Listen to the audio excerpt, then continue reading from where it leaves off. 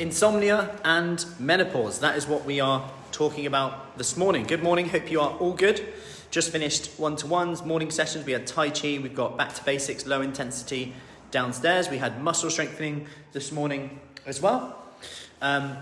Busy time at the moment, actually. We are getting ready for, not Christmas, despite the decoration. We are getting ready for our move. We are moving to a bigger studio, also in Marlborough.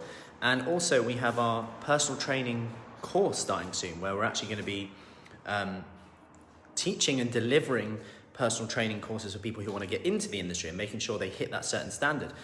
Good morning, Teresa. But anyway, what I'm talking about today is menopause and insomnia, and a study that was relatively recent that showed, well, firstly, just how prevalent insomnia is. It ranges from 16 to 40% pre-menopause, and up as high as 60% after menopause, with it about in between in the perimenopause stage. So it's a big thing. And if you think about insomnia, sleep, and how that impacts our energy levels, our motivation to do the things that we know we need to do, hence then our hunger hormones, which then may lead us to eat more, our fat redistribution that can happen.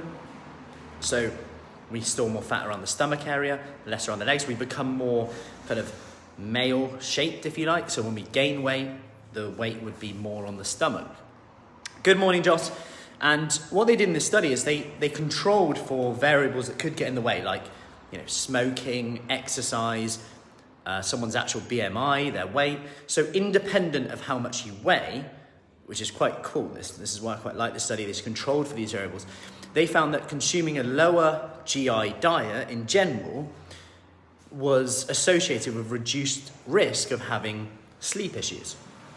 And although you probably know this already, because what that essentially means in terms of glycemic index is you're consuming more whole foods, higher fiber, more fruits, more vegetables, potentially higher protein, but lower in kind of added sugars. And although this sounds really obvious, knowing it can be quite empowering, because we're actually sometimes, and I know it's hard, but sometimes it drives us, the whole situation of lack of sleep drives us to consume higher sugar, higher fat foods. But just knowing that if I have a rubbish night's sleep, which let's face it, most people will have a rubbish night's sleep at least once a week. And we can talk about that another day, but the first tip would be to sleep in a separate room to your other half. Anyway, it's a great sleep. If you literally do get in and get up at different times, it can be the most liberating thing on certain evenings, certain nights. Anyway, less of that. A lot of arguments happen. If you follow a sleep coach called Nick Littlehales, that is one of the biggest tips he gives. And he's worked with lots of different athletes, football clubs, people with sleep issues. And he also says it causes the most arguments amongst couples the next day, because everyone's now ratty and blaming each other for the poor night's sleep. You were too hot, you were too cold, I want the window open, no, I want the window open, you were sleeping on my side. Anyway, enough of that. So let's go into this. So lower GI diet, what it actually means.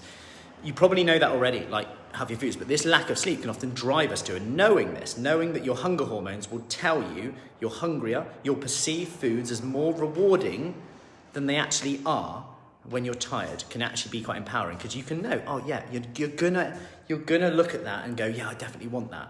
But just being aware of it, and it comes back to reflection. And something that I will touch on now is just a few little questions that you can start to reflect on in terms of your food choices when you are tired. Now, if you're happy in terms of making these changes to a lower GI diet that might help over time, let's face it, we all know what to do, but it's doing it which is often the issue.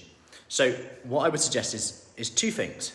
Just consider right now, to have something that almost takes you out of autopilot when you get into that stage. So being aware of psychological hunger and physiological hunger.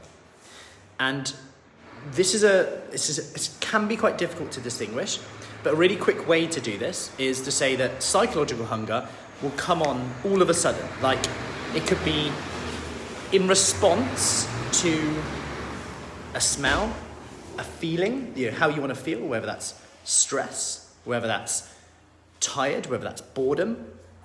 So all these things, it could be just a quick response to something like that.